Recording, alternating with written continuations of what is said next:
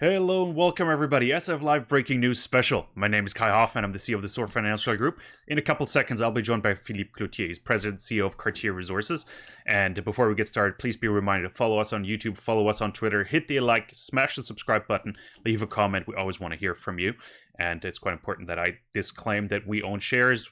Cartier Resources is a client of ours, so take everything we say today with a grain of salt, of course, and do your own due diligence. Really important in this space, so make sure you do that. Now, let me switch over to Mr. Philippe Cloutier. Philippe, hold on.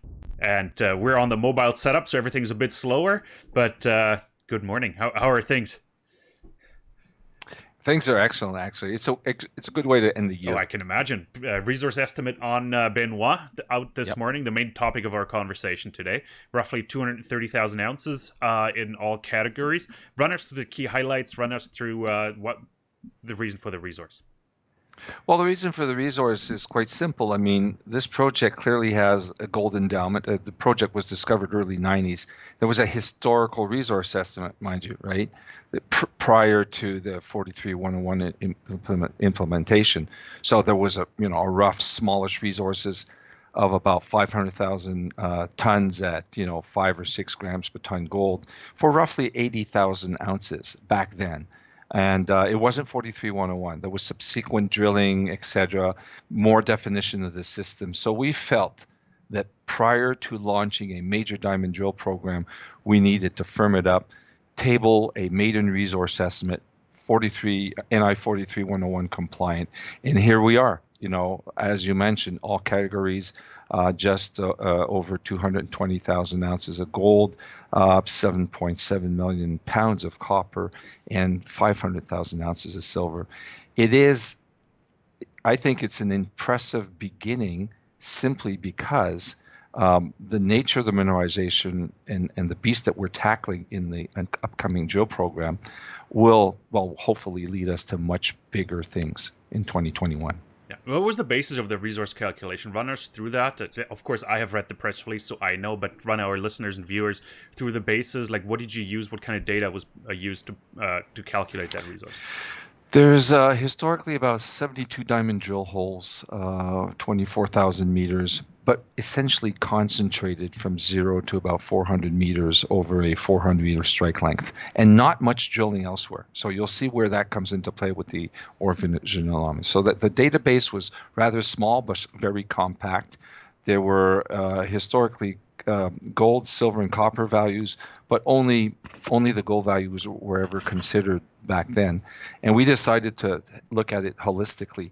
The Benoist mineralization is quite impressive. It's stringer sulfide mineralization in very chloritic, sericitic rock over 50 to 7 meter widths.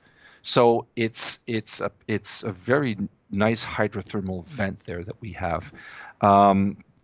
We have a lot of whole rock geochemistry that we're re-reviewing in light of the recent discoveries at Windfall and the similarities that we're seeing with the sulfide stringer zone that we have that's seen at La Ronde.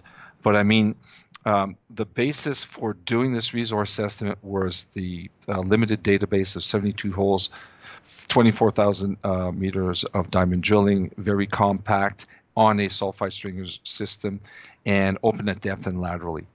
And so we felt that, hey, we're just going to anchor in everybody's mind, the launch of that, and we're going to try to grow it, hopefully, again, like Chimo, past the 2 million ounce mark. Fantastic. Okay. And the resource, like, I know you don't influence your I wouldn't say the QP, but the consultants. You're very far away. We've had numerous discussions about that. Mm-hmm. But like, one question that arises, like, who chose the gold price for a cutoff as well, and like, what does that make? What kind of difference does that make? Maybe even going to 1,300. What would be the influence there? Well, yeah, you're right. Listen, the whole notion of independent QP is independence, and so you've got to rely on their expert opinion when they choose a gold price, when they choose a cutoff grade, when they envision, based on what they're seeing as, the geology of the system, is this thing going to be bulk mining underground, or can this thing be, selective mining? So you have to rely on their expertise. And so we tend not to play with that a lot. However, we did point out to them and to everybody that wants to listen, Benoist is one of those systems that can create a lot of volume. And so you have the luxury of pushing down your cutoff grade to maximize the number of ounces that you're looking at. Well, a bit like Chimo, basically, yet the system quite different. The one benefit that we have at Benoist is that the mineralization is quite visual. I mean, you core through this thing over 70 meters wide downhole, right? And we do anticipate, like many juniors, that there are going to be backlogs at the lab. So Benoist has this advantage that we're able to make real-time decisions when drilling because it's there or it's not.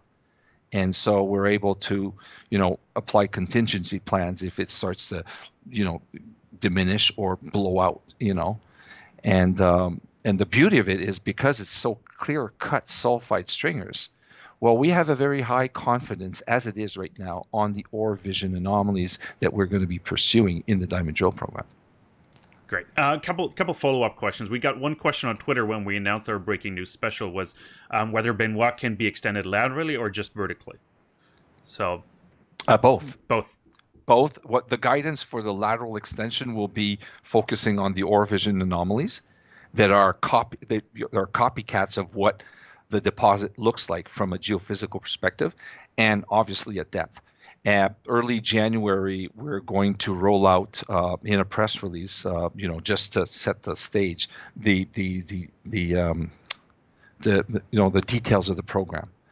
How many drill rigs, how many months of drilling, where the drills are going to be with respect to the deposit, with respect to the ore vision anomalies, just to set the stage and start to build the storyboard with our investors. Okay. Metallurgy is one question that comes to mind as well. You mentioned polymetallic, so metallurgy. You mentioned sulfidic, so one word that always comes to mind is metallurgy. Have you done any testing on that? Like, what's the plan on that? That's a very good question. You may notice on the figure we have a stripe up at the top where we've actually voluntarily took out 100 meters of quote unquote crown pillar material. There is a component of the upcoming drill program, which is going to be monitored and surveyed by a geotechnical crew that we will hire, and they will do all the geotechnical drilling data recording from that crown pillar. And at the same time, they will take large caliber holes to run met studies on the stuff. As of yet, we do not have metallurgical studies. Chimo, we had the very fortunate it was very fortunate that we had all that metallurgical behavior. We don't have that on Benoist yet, and it's one of the very first things we're going to do for Benoist, onwards. Awesome. Talking about onwards, next up, drill program for Benoist. Yep. You mentioned you were going to put out a press release in early January to sort of give us more details. Anything you can mention already that is not? Yeah. Well, we've in the past 2 months we've been setting up a COVID-proof type camp. So it's all the field preparation is being done. Theoretically on January 4th, 2 rigs in the field, and it will be nonstop drilling till October, November next year. And obviously that'll be the major field focus for us next year, other than what we're doing currently on Chimo. So 2 rigs drilling the depth extension of the deposit, the ore vision anomalies that are lateral and at depth, and the top part, which is geotechnical, geometallurgical type testing work. Awesome. So it's a very ambitious program, and our goal is to publish eventually a second resource estimate and hopefully indicate that this thing is going to grow much more rapidly than what we did at Chimo. What's your timeline roughly for an updated resource then?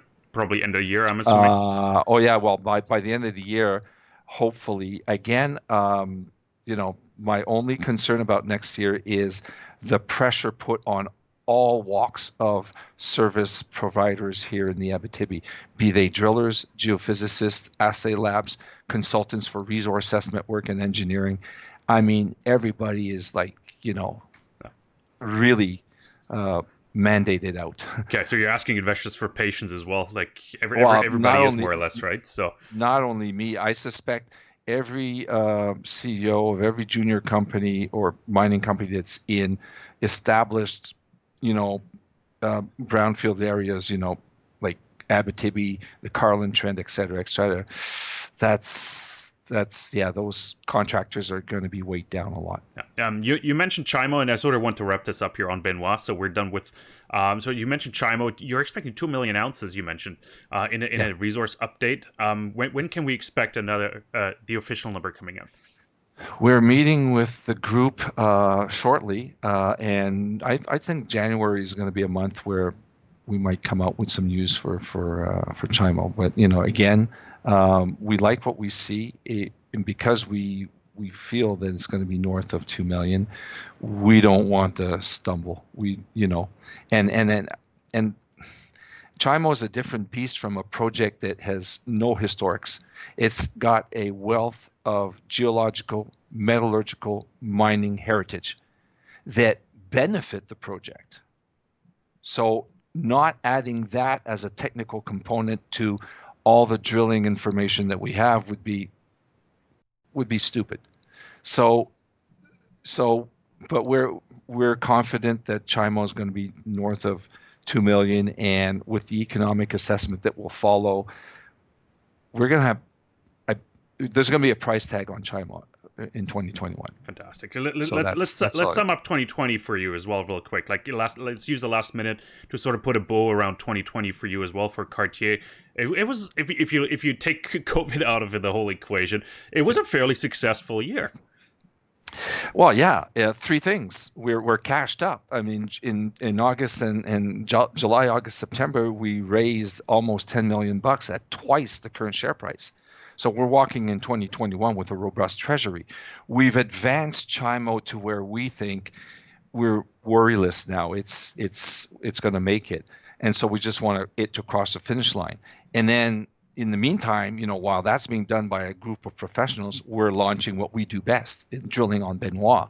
And I think this morning's maiden resource estimate is a testament to the fact that our program will be engineered robustly based on that stuff. So that's a lot of news flow hopefully in 2021, and a totally different valuation of our company. Great summary. With cash to support that. I love the forward-looking statements. Okay. A big fan, obviously, shareholder, so biased here as well, obviously. But that's pretty much it. Like, this is a new special focus was on Benoist. Philippe, I really appreciate you joining us. We're a week away from Christmas, so I doubt we'll see each other again live. At least we might chat before, but. Happy holidays, all the best to you and your family, and I hope to hear from you early January, and let me know when you want to do the next SF Live breaking news special here, so I'm ready.